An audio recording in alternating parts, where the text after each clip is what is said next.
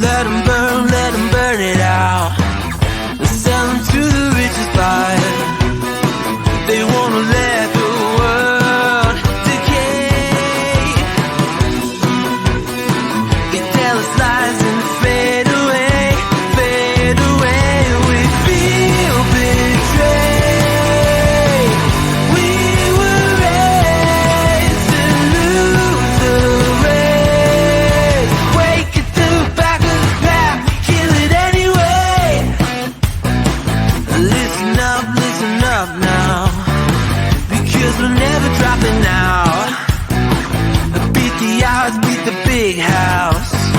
The brains are bigger than the doubt. We've been thinking for ourselves, never let the truth fade away. This is bigger than ourselves, we won't let the world burn away, burn away. We feel betrayed. We were raised to lose the race. Wake at the back of the pack, kill it anyway. To play, haters face the world's mistakes. Wake at the back of the pack, kill it anyway.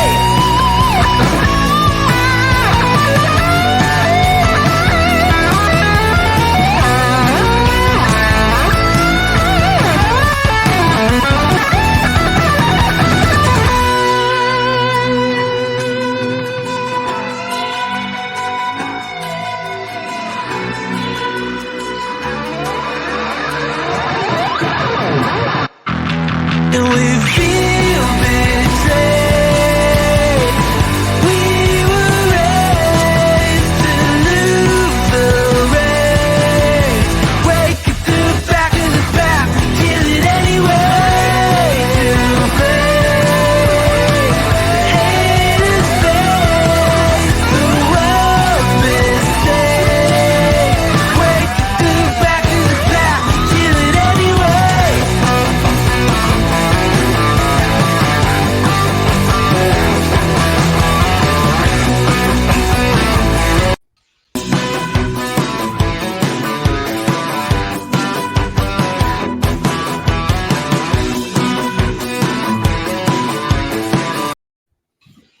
You do. Hello. How are Welcome you doing? to our first episode. I don't We can't ready? believe it. We're on screen together Yeah. again. First When was time the in last time this happened? 6 months? Yeah, apparently, because that's what you said. I don't remember. Yeah, no, it's 6 months. How have you been since it's been a while? Been good, been good. It's been a busy summer, but I'm happy to be back on screen. Happy to be doing this on a program with yourself and about a program like Impact Wrestling. Yeah, I'm glad. We don't usually talk about Impact, so it's nice to talk about a different company this time around. And it just they do a lot for the women, so I said why not highlight them in some kind of way. So just that's what we're here. But yeah, Absolutely. Absolutely. Welcome to everybody in our chat, whether you're watching us live right now tonight, following Down for Glory, or you're catching us on a replay on YouTube later on here. We appreciate you tuning in. We're going to be doing this weekly, checking in on all things Impact Wrestling, following the weekly programs, and on Friday nights after the live Fight TV pay-per-view events like this. So let's kick it off. What did you think of the show as a whole tonight, Astrid? it was better than I thought it was gonna be because it was a good card from what I saw at the beginning anyway when they advertised it. So I was not surprised. It was really really well done. I was only disappointed with the result of one match, so that's pretty good. How was it for you?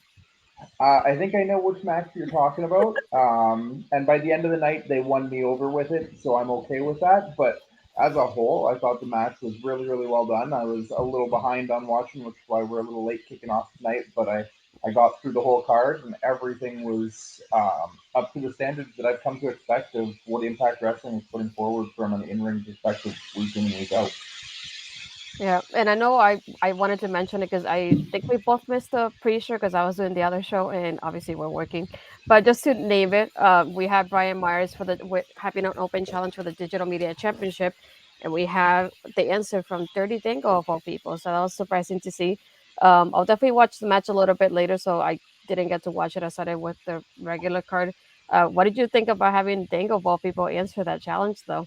Yeah, it's great to see him back in a ring on a televised program and getting out there again. I know he's been kind of working independently here and there, but seeing him back in the Impact Wrestling ring is an exciting thing.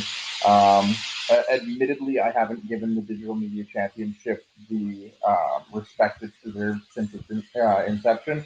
I've missed a lot of kind of the pre-show matches and the early matches where it's being defended, but from what I'm seeing on the main programming of the stories that they're building around it, those matches definitely, I think, deserve a little bit more attention from me going forward. Yeah. So to open the pay-per-view, we had the exhibition championship, which was Speedball versus Kaz of all people. Is I love this match so much. I'm glad it was the opener. Speedball is killing it. As we can see with this whole match, they had a great pacing to it, which I love too. And one of the things that I like the most about the match is like how they kept highlighting in commentary with like certain move that Cass was making. And it's just like, Cass has been doing this move for like X amount of time and nobody has kicked out of it. But here's people's kicking out of it and kicking out of everything that Cass is giving him. But I felt like it was a good showcasing for his people as well. I was surprised by the ending because I just thought it would be a good way to kind of pass the torch to people. So I was surprised with Cass winning. But we'll see how that goes when with new people coming in and storylines happening with him as champion now. But overall, it's pretty interesting to watch. I loved the match though. What did you think about it? Yeah, no, I've loved everything Speedball's done. We're at 10 months or 9 months since his arrival in Impact now. January at Hard to Kill last year was kind of his first match. Everything Speedball has done since getting down there and getting onto the roster, and like not even just the Impact, what he's doing worldwide right now, the matches he's putting on. I have not seen a single match of Ice Speedball that I thought was bad. Going into this, I definitely thought the same as you did that Speedball and Kaz, it's one of those things. Kaz is a special guest coming over from AEW. They made a big deal about that in the triple threat to set the number one contender last month, or 2 weeks ago, I guess. So it's not even last Mhm. month for Victory Road, but they definitely kind of set that up that he was the AEW guy coming in. He was one of Mhm. these guys coming from an outside perspective. Obviously, Taz has a lot of history in Impact, starting out there and being around for as long as he has. Um, but it was a big surprise, and both guys threw their best shots at each other.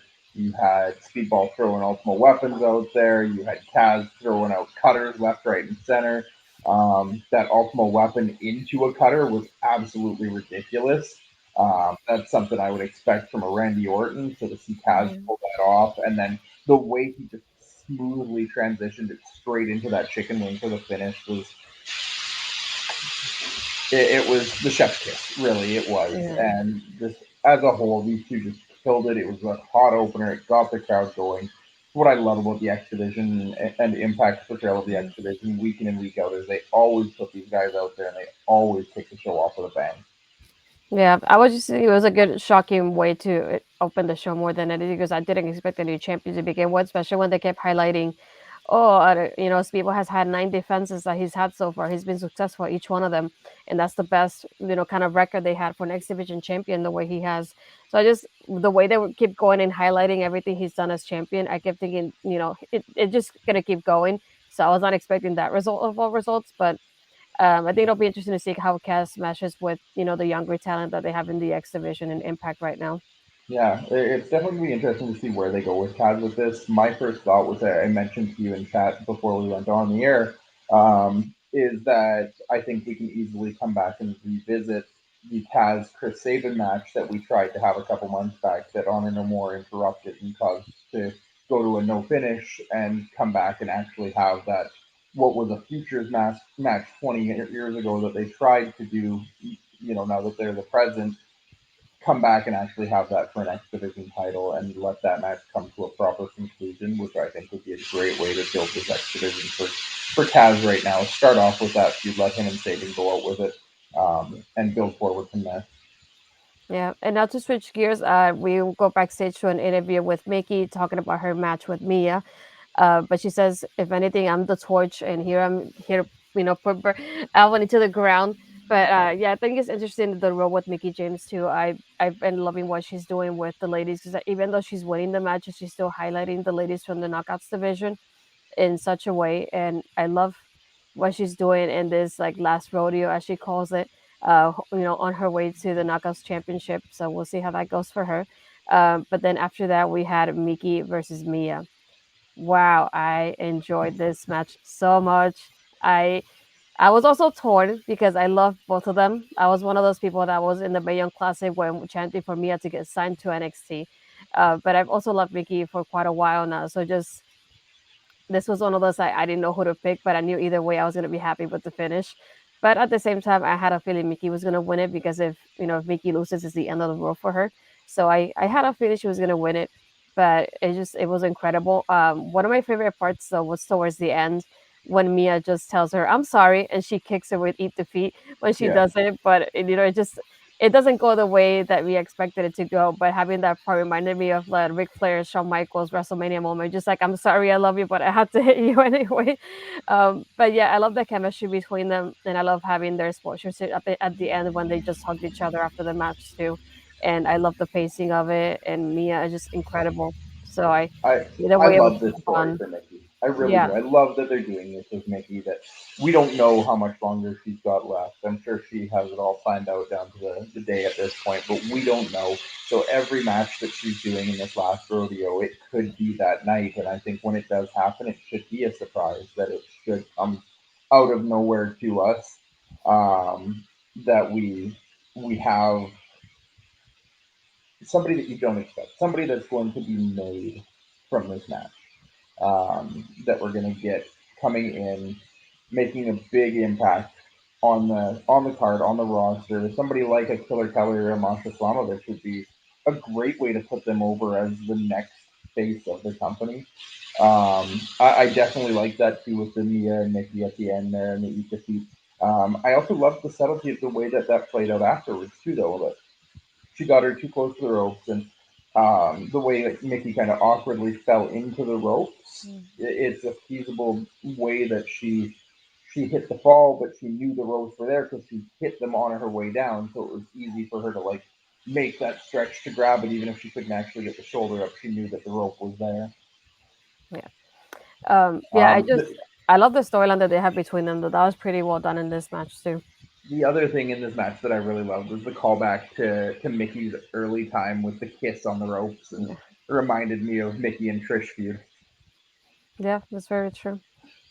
Yeah, Want to give a shout out to Yum Gravy for joining us there. mhm. Love to see you in the chat. Thanks for joining along. Absolutely, there. I think you've got it bang on. That this the way they're building it, the way it's leading. It's either heading right to a knockout title match, or it's at least going to head to a number one contenders match where she loses without actually getting the title match. Yeah, most likely. I think it'll be nice to see her just even if she retires in the by winning a championship. I think that will be cool as well.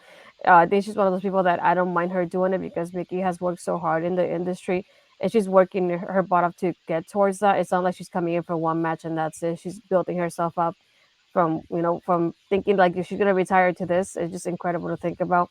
I think it will be interesting to see who she goes against next. Uh, because we just have Mia tonight, so I think it'll be nice to see what she had just saw Sean not too long ago as well. So I want to see who she picks next as the opponent for her. Yeah, it'll be interesting to see who comes up next as the challenge for her. Once we finished the match though, and we got that out of the way, we basically jumped right into the next match. It felt like there was nothing really in Mm, between, and we jumped right into the knockout tag match there. As we got Vex versus Taya and Jessica, with Rosemary along with them. That yeah. this was another surprise for me in the way it went. I'll let you take the kind of the first call on it though, because you kind of have a little bit more opinion on the knockouts. To be honest, it surprised me a lot because I'm thinking, we have Diana and Chelsea on one side, and even with the storyline that's going, it's you have Diana and Chelsea on the other side. So I was not expecting them to lose already like this. That was the part that was the most shocking to me. But at the same time, I love the how they showed a cohesive unity between Taya and Jessica in here, especially going back to the history of like Rosemary is not in the title match and like that she loses her title matches and Jessica ends up winning them instead. So I think that part is always interesting. But it also made me think about the part about the contracts too, because Chelsea and Diana, I think Chelsea's contract is about to expire soon. I think so is Diana's. so they don't have a lot of time left on them. Or I think Chelsea has been like a kind of like a short-term contract, so it's gonna end sometime soon. So that's what I kept thinking. That's probably maybe the reason why they lost the title match to begin with. So I thought that could have been an interesting point to that. What about you? Yeah, no, it's always tough when you look at the contract situations and stuff because Impact does seem to have a lot shorter contracts. They have kind of that flexibility with the talent where they're very fluid in the people coming and going, and they allow people opportunities to go and wrestle other places, whether it be AEWs, New Japan, MLWs, or taking their shots in WWE and NXT, obviously. Um, it's something that I think we as fans have a little bit more insight into now than we used to and can look at those things from an outside perspective and see, well, this person's contract expiring, so they're probably going to lose their match. But it also is an opportunity where maybe they do have a situation like they did last year with Josh, where it expired or his visa expired, but they can play that into a story as well that make you think that he's losing because his contract's expiring and he's not going to be around, and the next thing you know, it's a surprise return when they actually have like the contract re-signed. Yeah. The match as a whole, though, I definitely enjoy Taya and Jessica's chemistry as a team. I love the look of Vex. I think Chelsea and Deanna just have that look of teammates that, especially now that they've got their matching outfits and stuff and their matching ring gowns as they come down, they really give that vibe of someone that has been teaming for years and years as opposed to a Mhm. team that has just formed in the last couple months. Um, all four of these women are extremely talented in the ring. I wouldn't expect anything less than what we got. I love Jessica Havoc as a performer and an artist in that ring, and I'd love to see her get an opportunity. I'm super happy for her to actually win a title here. Getting the opportunity to work in a tag team with Taya Valkyrie, I think, has nothing but a limitless ceiling to what she can achieve being alongside someone with Taya Valkyrie's experience. Mhm. Yeah, overall, I really love the storyline that we're telling in the ring with both teams. It just made me wonder about the future of Chelsea and Diana in the company, which I hope they still keep them somehow because I feel like they'll be beneficial not only the company but for them as well because Diana has been one of the people that has been highlighted so well on Impact since joining them, and I think they could just keep going on with that because she's doing incredible over there. It's just like why try maybe a change where you're doing it well here, or maybe give NXT a second try. Who knows with Triple H in charge now? But I feel like I like what she's doing here with Chelsea, so I don't want it to end yet. Yeah, I think Chelsea for sure, with Cardona being there and Myers being there, and they just formed their team and growing in that sense. I don't think they've been doing enough with that trio since they formed up. So I think it's got to be something either they're waiting for the contract statuses to be confirmed, or they just were afraid to build it too much because of the contract. So I'd love to see more come out of that trio. Diana, absolutely, the Virtuoso has been a staple of the Knockouts division for the last couple of years. She's been the headliner on so many of these shows that for her to take a chance and go somewhere else, and maybe AEW is knocking on her door and trying to bring her in, especially with the changes that are possibly coming there. But I think Deanna would, in her best interest, to keep going and just become that next Mickey or Gale to run and lead this division into the next few years. Yeah, I totally agree. Next up, we had the Kingdom versus the Machine Guns for the Tag Team Championship.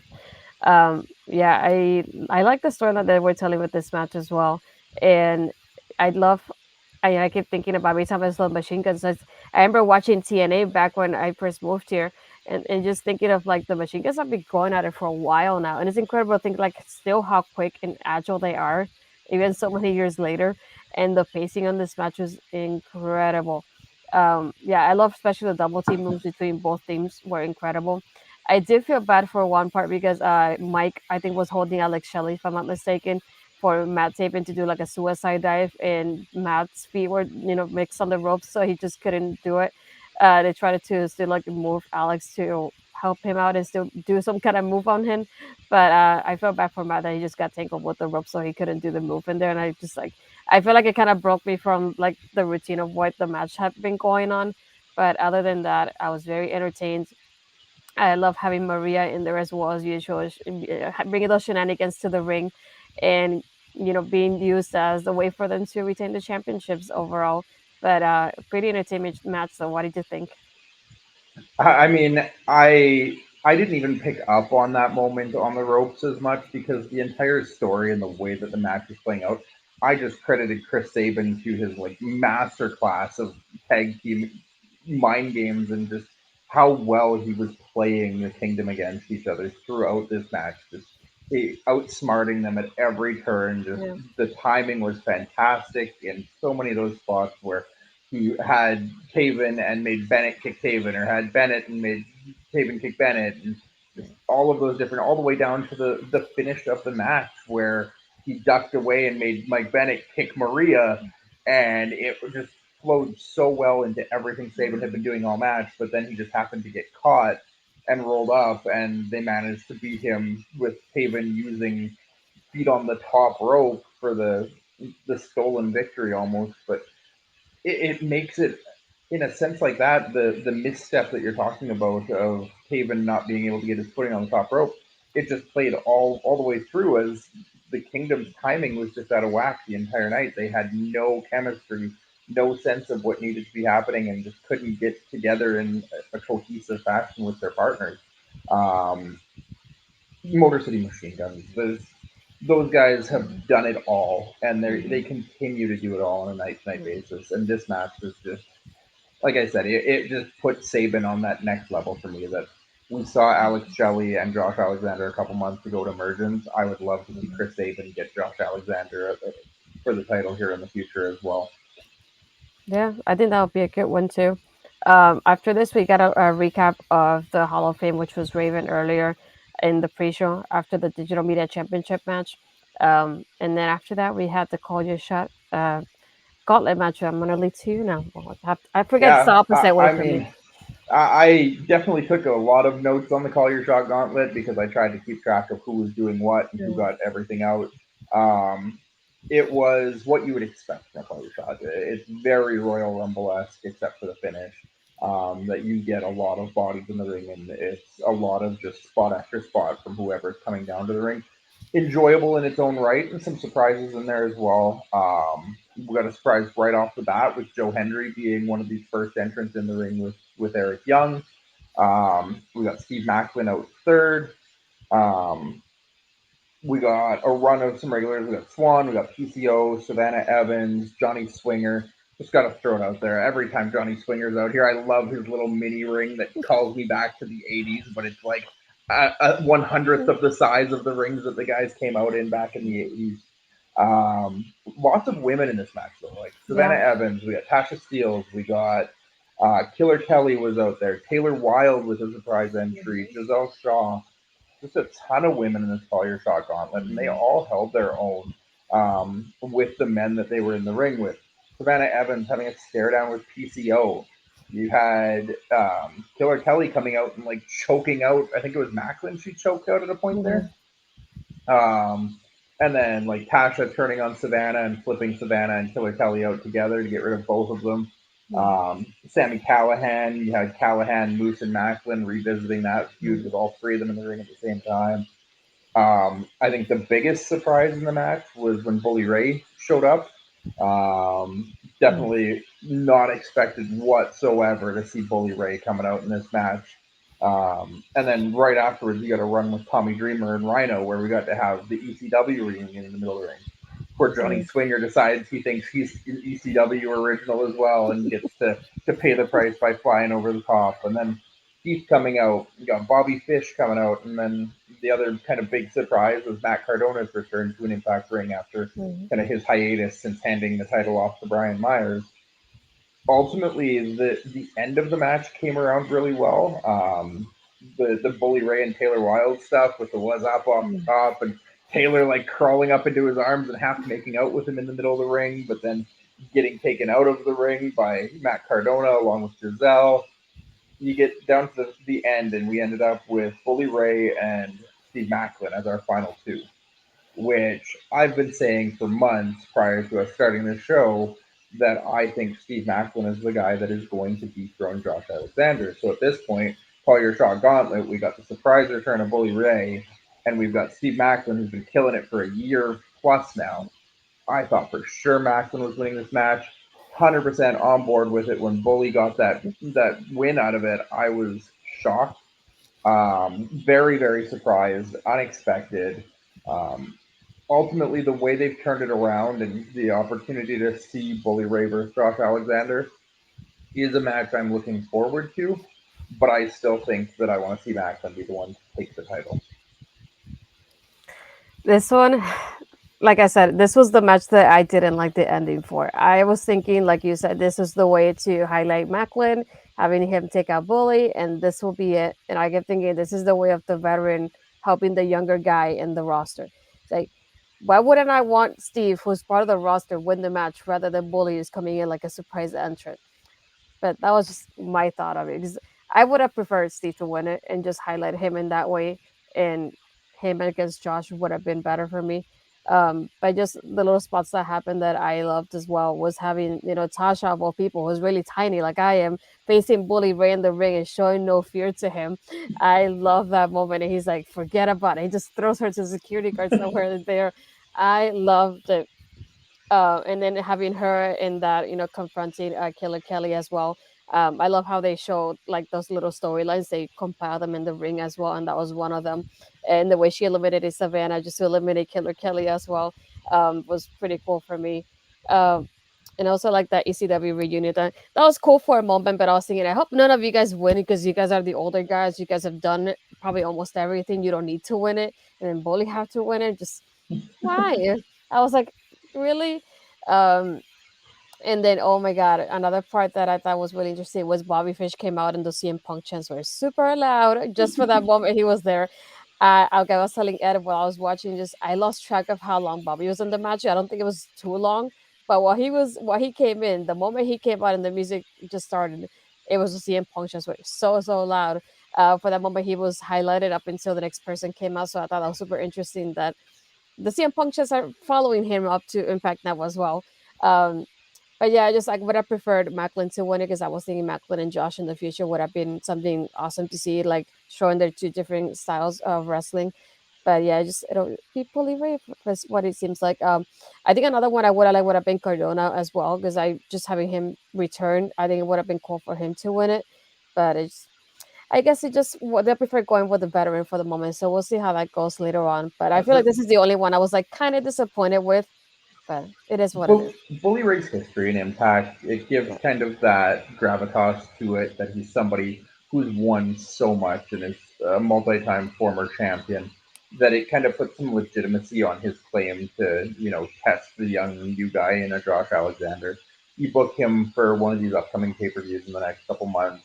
I don't know that I'd want to see this play out all the way to Hard to Kill. I think Hard to Kill is maybe where you bring Macklin around and have a number one contender opportunity where you get Macklin in for Hard to Kill. But having Bully Ray in this spot, I think, is a good way to kind of play out, especially with the 20-year anniversary we're going through now this year, play out a lot of what they've been doing with the historical impact of all of the people who come before. We got AMW came back at Slammiversary, and we got to see Christy Hemme announcing matches. We got Gail Kim popping around. We had D'Lo Brown and the Aces and Eights come back for a match. They've been doing a lot of kind of that nostalgia, looking back, kind of appreciating the past recently.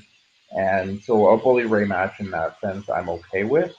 But definitely, I would want Macklin to be in the scene still, especially given what he's just been going through with Moose and Callahan and what he's been doing with the entire roster for so long now. Um, you said Fish, you weren't sure how long he was in the match. He was one of the final guys to come out. By my count, I think he was second last. And then he ended up being one of the final three, though. It was Bully Ray, Macklin, and Bobby Fish were the final three. So he stuck around a little bit. But that last stretch after Cardona came out, it just felt like everybody started dropping like flies. They Yeah. they blew through that finish once all of the entrants had come out.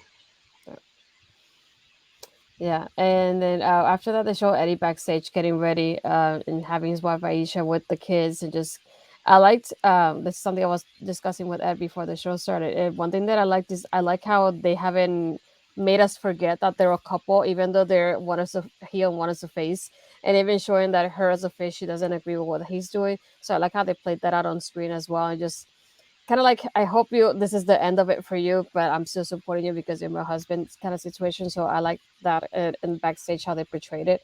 Um, After that, we had Masha versus Jordan. Holy Oh crap! boy. Oh boy. Holy And crap! I'm gonna plug this right now because I'm still stoked from last night. Masha Slamovich is coming here, and I'm gonna see her live in December against one of our top women that we have here in Edmonton. I am so excited to see Masha Slamovich live. This match she just put on with Jordynne Grace, these two women absolutely killed it in that ring. That was one of the hardest hitting, most brutal women's matches for a normal rules match, at least, that wasn't anything extreme or no DQ or cage or anything like that. It was just two women absolutely beating the hell out of each other. And I loved every minute of it. Right from the start, Jordynne was going right at her, that pile driver onto the apron. Just everything these women did just looked like it hurt. I also liked how at the beginning they, even though I didn't think about it because I'm still kind of going back and watching and catching up on Impact, but I love how they kept portraying this is like Masha's streak is on the line, and I think they should have highlighted that a little bit more when they advertised the match. I feel like they should have done it's like kind of like a streak versus career kind of thing. Um, because I feel like they should have said that more often. I like that they said it during commentary when she was coming out, like she's 16-0, so if she loses this is it, like her there goes a streak for her. While also having Jordan in the side, like she wants to prove herself, or somebody like Salma, who obviously being undefeated, she's doing so well. But yeah, I didn't know how their chemistry was gonna be, but it was incredible. It was so hard hitting for a women's match. And I feel like even for a match being late in the card, I feel like people were so paying attention to everything that was happening. There was always a reaction to every single move they had, and I love those little details of people paying attention to their matches. And I felt like Jordan looked incredible as well. I love the parts when they're like trying to hit each other with their finishes, and the other one kicks out, and just that kind of frustration they give you in their facial expression was incredible to see. It's like I feel like no matter what I hit her with, she still doesn't give up. Particularly when Jordynne hit her with that Grace Yeah. driver, that the Hmm. facial expression that Jordynne gave Yes. there, just like, what? Like Yeah. that didn't do it. What do I Hmm. have to do? Like Yeah. that was just perfect nonverbal communication from her right there. Just playing that character and playing the story out in your facial expressions. I'm always a big appreciative person when it comes to that. Yeah, I love the storytelling they had in the match, and they had a better chemistry than I thought they would. To be honest, this was definitely one of my. I can't even say I had a favorite match because I feel like every match was well done in a different way. The only one that I was disappointed was the Collier shot, but this was definitely one of my favorite like moments of the night. Like they totally killed it. I didn't think Jordan was gonna win, but then I kept thinking, we already had was it two championship matches before this, so that's what made me think I don't think Jordan's gonna lose at this point. But it was really well done. I love the booking of this match. Just this card in general, I'm going to call it out because this card in general, all of these title matches, like the one match that I probably thought I could have called who was going to win it was the one where the person I thought I could have called lost it, and that was Speedball. I thought Yeah. for sure Speedball was winning this match. Both tag matches, both of these top title matches, and even the Call Your Shot, who I thought was going to win, didn't. Everything on this card had that level of unpredictability to it that you didn't know what was going to happen. I don't Yeah. think there would be many people out there who could claim that they booked 100% on their prediction card for tonight's card. And I love that about the booking on a show like this, where you can't actually go into a show and say, yeah, I know every match is going to come out this way. Yeah. And this was just the best example of it because every single time one of these women hit a big move, I popped for it. I actually was sitting here enjoying every single minute of this match. When Jordynne hit the Grace driver, when Masha hit the snowplow right at the ropes there, just everything that these ladies was doing and going for a pin. It's like, is this it? Is this it? And Mhm. then when Jordynne hit that top rope Grace driver, that was a thing of beauty. That was there was no misstep in that. For a move like that looked so complex to actually pull off, Mhm. she made it look effortless, and the finish was just perfect. Yeah. I would love to see these ladies play it back here in the near future. I also would love to see someone like a Killer Kelly get involved with either one of these ladies Mhm. because I think that could turn into just as brutal of a match. Yeah, one thing I also loved is, especially with Masha and Jordan, it was one of those matches that I never thought in my mind, oh, it's gonna be over in 10 minutes, or it's gonna be over in 5 minutes, or it's gonna be over soon. Like I could tell it's gonna finish soon. I couldn't tell any bit of it. I couldn't really, and I love that because I kept watching and I'm thinking, it'll be over soon. I didn't have any thoughts like that during this match. I was so concentrated on what that was happening. Then when I saw the time, I was like, "Holy crap! Look at the time! It just went through without me noticing it." And it obviously lasted more than 5 minutes. So I really enjoyed. And like I said during NXT, which is I highlight what they love with the women over there. They do the same thing here at Impact. We had three women's matches and two title matches of those.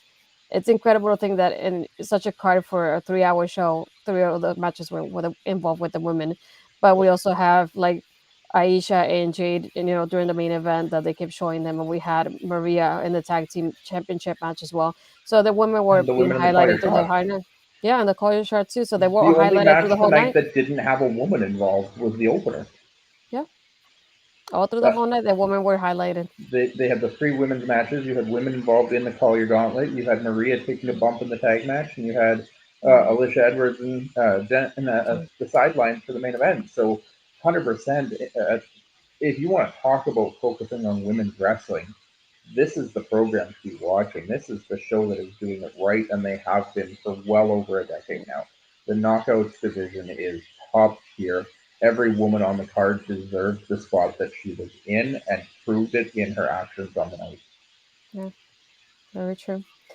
And last but not least, we have the main event, which is Eddie Edwards versus Josh Alexander for the world title, which is super interesting as well. Yeah, it's Yeah, very. yeah. Um, I don't know where to start with this match. I mean, it it was everything I thought it could be. It turned into a little bit of an overbooking mess, kind of nearing the end there. But it's what you expect at this point from Honor No More, and they don't do it in such a way that it falls, like I've said on kind of the NJPW shows, where when House of Torture is involved, it's like again, it's Honor No More doing it. It's in such a way that it's yes, it's affecting the outcome of the match, but it's not always in their benefit, and it's not always in such a way where they're doing the exact same things every time. Um, in this one, Eddie's battling A for his marriage, B for Honor No More, trying to make his statement, make his place. I don't think we're at a point yet where Josh should be losing his title, but this was Mhm. definitely one coming in where the whole story and the fact that Honor No More has been featured so heavily, you definitely thought it could be a possibility. Mhm. These two both put it on the line. They both put everything out there. They both kicked out of each other's finishers. You had Eddie kicking out of a C4 spike. You had Josh kicking out of the Boston Knee Party. You had everything going in this match. You had referees getting bumped. You had you name it. Mats on the floor being ripped up and exploding hardwood. It was definitely main event caliber. I think Jordynne and Masha probably was the better match that maybe should have finished out the show. I think the big thing that put this in the spot was the way we finished the match and kind of what came afterwards to close out the show with the tease of will he or won't he with the cash in, and then eventually Bully and Josh turning on Honor No More, standing tall, talking over the title. Yeah, I was gonna Ab- point that out too. That yeah, Styles Clash. absolutely. Oh my goodness, I loved it. Not even Um, just the Styles Clash, the fact of how quickly he rolled it, as opposed to yeah. rolling it into pin, sliding over straight into the ankle lock for sure.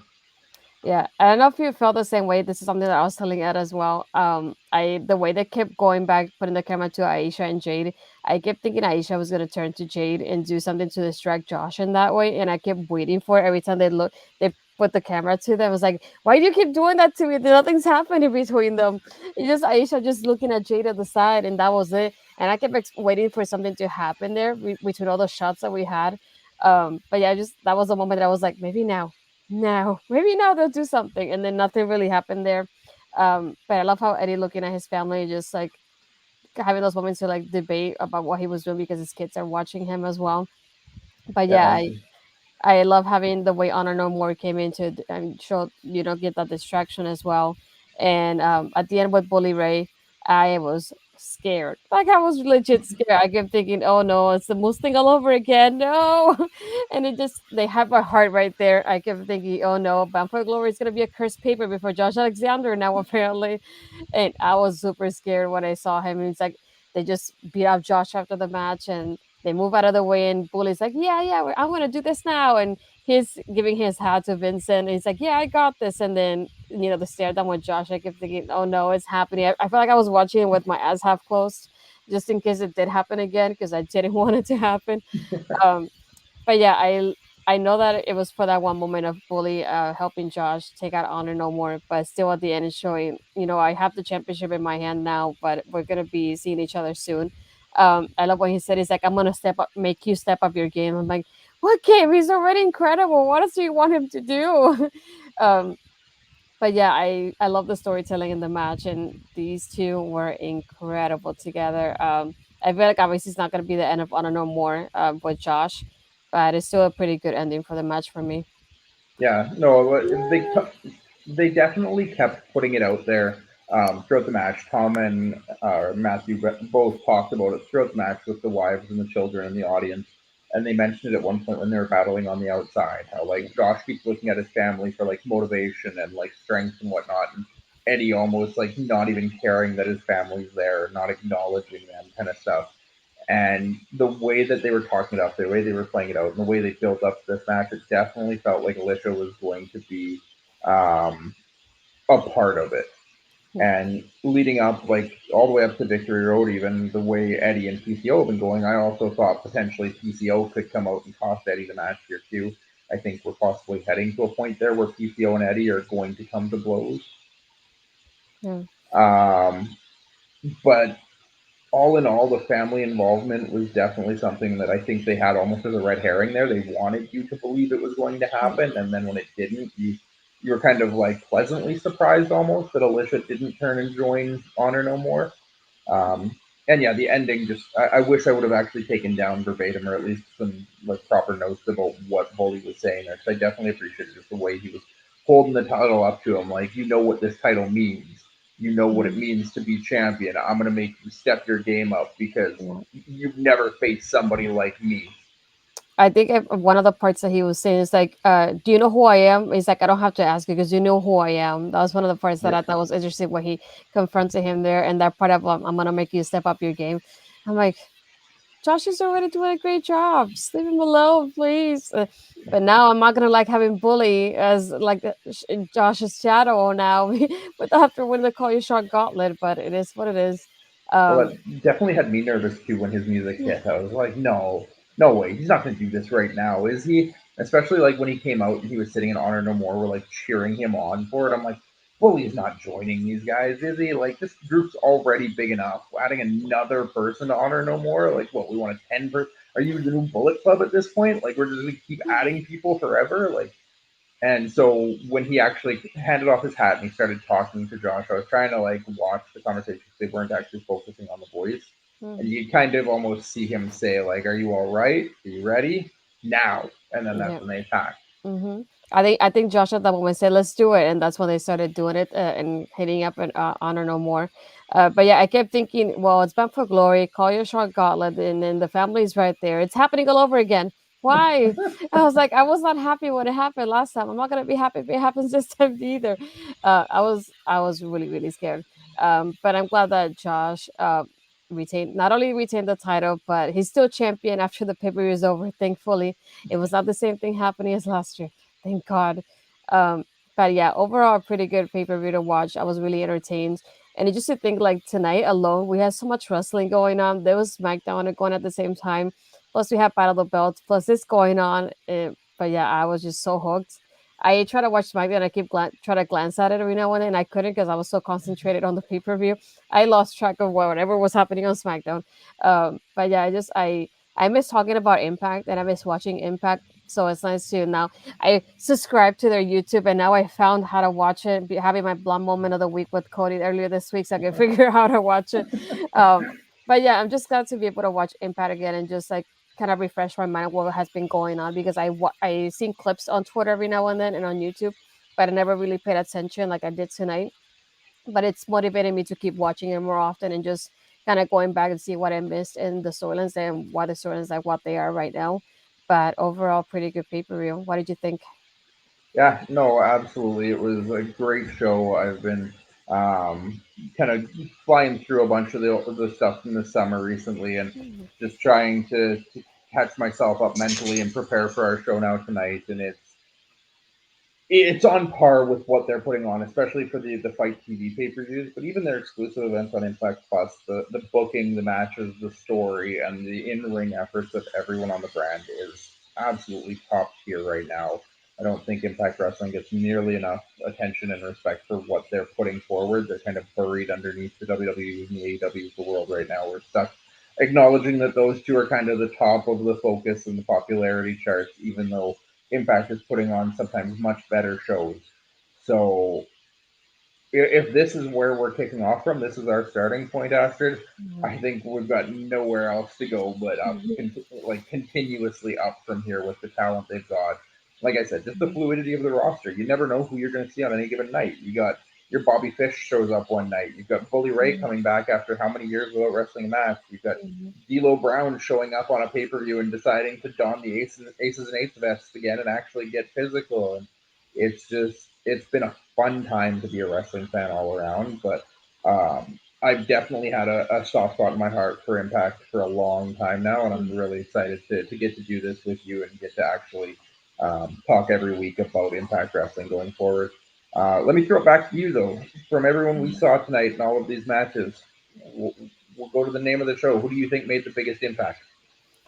Oh my word. She's only one person. I'll definitely say Jordan. I feel like I'm not used to watching Jordan because I started watching Impact when it was back with Sting was there, and I was able to go to the tapings and the pay-per-views here in Universal Studios. So I'm used to like the older roster they had. So I'm still getting familiar with with people like Jordan and her finisher moves and stuff like that. But I know how she's in great physical shape. By watching her tonight was just incredible. Like her agility, her power. I know she's a powerhouse, but being able to watch it live on a pay-per-view like this was just amazing to see. So I'm definitely keeping an eye on her after this. It just she blew me away tonight.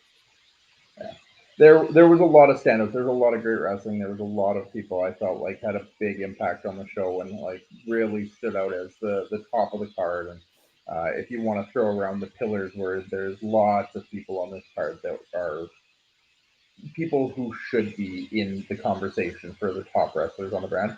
But in terms of making an impact tonight, I think I have to go with Bully Ray. He was somebody I didn't expect to see on the card. He was definitely somebody I didn't expect to win the Collier shot.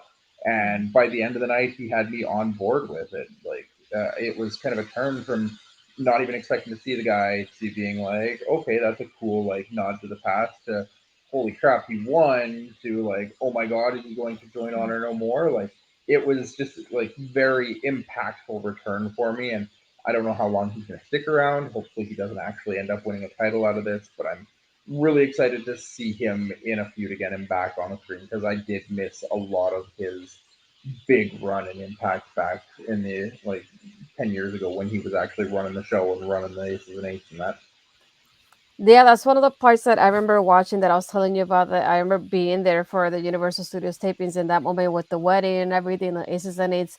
Those were the days I was back watching it and being live there and being at the papers. I remember, I think it was, if I'm not mistaken, when I met Victoria slash Chera an Impact in her time, and I think going to like Hardcore Justice, one of the papers I remember watching live as well. So it feels nostalgic to me to watch Impact again. It just reminds me of one of the reasons why I ended up loving wrestling as well was because between Impact and the Knockouts division and the way they highlighted the ladies at the time and the way that NXT was highlighting the women at the time when they were starting, it just reminded me why I love women's wrestling to begin with, and that's why I wanted to make the show with you more than anything to highlight those women that we've seen. Like all these matches tonight, it was we have so many ladies through the whole paper. It's incredible to see. So it's like wanted to highlight that more than anything from Impact. But yeah, the women just they made me fall in love with Impact all over again. Yeah, no, this is a great way to kick it off. It's a great show. It's an exciting time, like I said, to be a fan of wrestling and to be a fan of Impact. Lots of great talent on there. We've all got our favorites. We've all got people that we want to see challenging championships, winning championships, being put over. as we see in the comments, Gravy and Stag Cohen both coming out and cheering on Macklin. And we've both said really high things about Macklin now tonight as well. But I think we're all kind of coming around on Steve Macklin.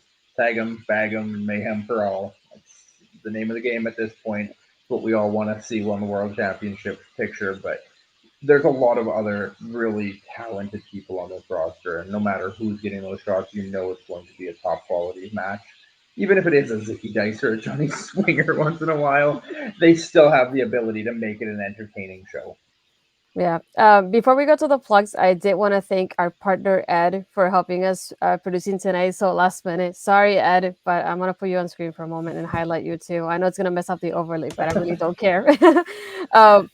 For the ones that are tuning in that don't know us from before, we used to do a show called NXT on Love Wrestling, and we used to talk about NXT on Tuesdays for a little while. We got randomly paired up, but we ended up, getting closer and closer every time we did a show together. So it's nice to be with both of these guys again on screen. But thank you, Ed, for producing another one of my shows. Yes, you did it again. Thank you very much. Every time you talk Impact, I'm here producing. I know I called you last minute on it, but we appreciate you coming to help us out, and we hope you can be around and help us out for the Impact shows going forward. We appreciate having you around and getting a chat with you too. Always, when I can make a chance, I'll always try to show up and show out. Yeah. Hold up the pillars. So now in time for the plugs, Ed, where can the people find you first? They can find me at edfries12584 on Twitter. I will be hosting a new show on Ole Pods called Variant Wrestling Realities. And we'll find out more about that on 1024. Yeah. How about you, Cody?